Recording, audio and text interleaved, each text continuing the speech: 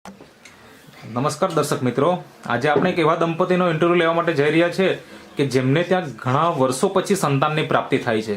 એટલે કે લગ્નના ઘણા વર્ષો પછી એમને ત્યાં એક બાળક આવે છે. તો એમના પરિચય સાથે આપણે જાણીએ કે એમને કેટલા વર્ષોથી એ પ્રોબ્લેમ હતો અને કેવી રીતે એ સમસ્યાનું સમાધાન મળ્યું એમને. તો સૌપ્રથમ તમારો પરિચય આપજો. તમારું નામ? મારું વિમલભાઈ ઈશ્વરભાઈ પટેલ. અને તમારું? નૈનાબેન વિમલભાઈ પટેલ. અને તમારું આ ગામ? મોગરાવાડી. મોગરાવાડી તાલુકો વાંસદા, જિલ્લો નવસારી. હા, તાલુકો વાંસદા, જિલ્લો નવસારી. એટલે વાંસદાના એકદમ પડોશમાં જ ને ગામ? બરાબર.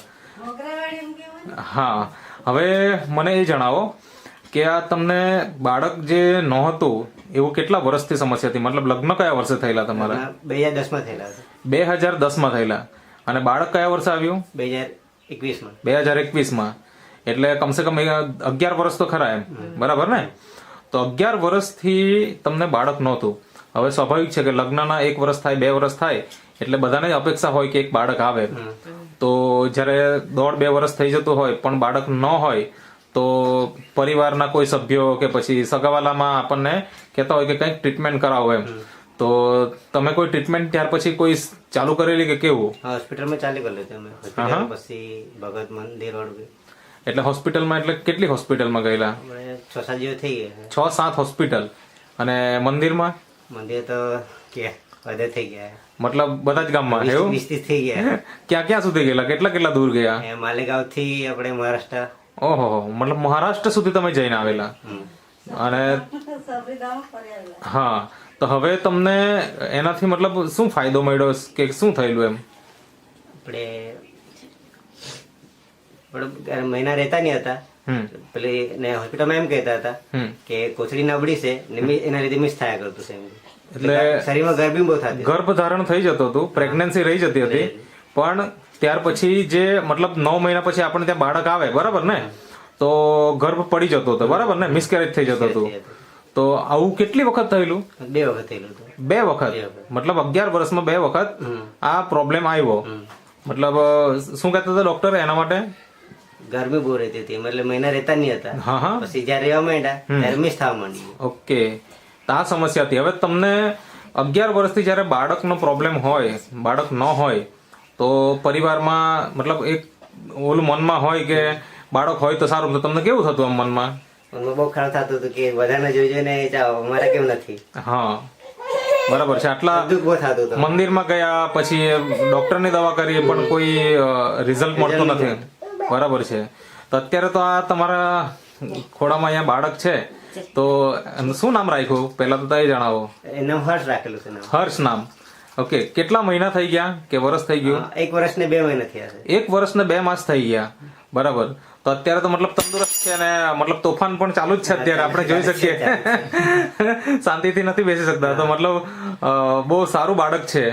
તો હવે તમને મતલબ કેવી ખુશી થાય ખરી? બહુ ખુશી થાય મને. મતલબ જે 11 વર્ષ જૂનું જે મતલબ આપણને દુઃખ લાગતું હતું કે ભાઈ મારા ઘરે પણ બાળક હોય તો સારું, તો એ ખુશી આજે તમને મળી ગઈ, બરાબર ને? તો આ જે ખુશી મળી, તો એ શું તમે વાપર્યું કે શું ટ્રીટમેન્ટ કરી એની વિશે થોડીક માહિતી આપો. આપણે આ નેટસપનું પ્રોડક્ટ વાપરેલા હતા. ઓકે, આ નેટસપની આ જે પ્રોડક્ટ છે નેચરામોર, જે વેનીલા ફ્લેવર જે ભાઈઓ માટે હોય છે. ત્યાર પછી આ નેચરામોર ફોર વુમન જે બહેનો માટે હોય છે. અને એની સાથે સાથે બીજું શું વાપરેલું હતું? આ કેપ્સ્યુલ છે અલગ અલગ, જેમાં આ એક વુમન વેલનેસ છે, ન્યુટ્રી લીવર છે અને ઇઝી ડેટોક્સ છે અને મેન્સ વેલનેસ. આટલી પ્રોડક્ટ તમે નિયમિત વાપરી. તો મને જણાવશો કે તમે કેટલા મહિના વાપરી અને રિઝલ્ટ તમને મળ્યું પ્રેગ્નન્સીનું? આપણે પહેલા મહિને વાપરી, બીજા વર્ષે રિઝલ્ટ મળી જ ગયેલું હતું. મતલબ બીજા મહિને? બીજા મહિને મળી ગયું. હા, એટલે 1 મહિનામાં પૂરી થઈ અને બીજા મહિને શરૂઆત કરી અને રિઝલ્ટ મળી ગયું. બરાબર છે. તો ત્યાર પછી તમે કન્ટિન્યુ કર્યું કે બંધ કરી દીધેલું? કન્ટિન્યુ હતું. 8 મહિના લગી કન્ટિન્યુ હતું. 8 મહિના સુધી રેગ્યુલર વાપર્યું, બરાબર. તો એનાથી ફાયદો શું થયો તમને બેન? તમે બોલી શકો.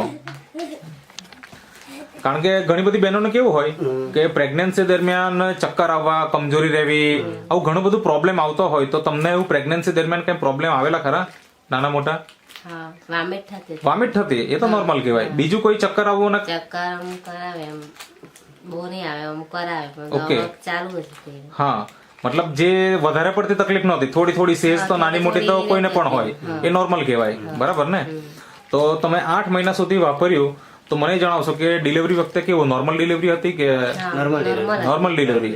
તો એ પણ આજના સમયમાં તો ખરેખર નોર્મલ ડિલિવરી થવી એટલે અશક્ય જેવું હોય છે. તો આ પણ એક બહુ સારું રિઝલ્ટ કહેવાય.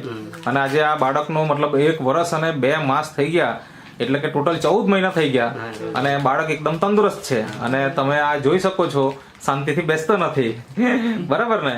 હર્ષ નામ છે ને?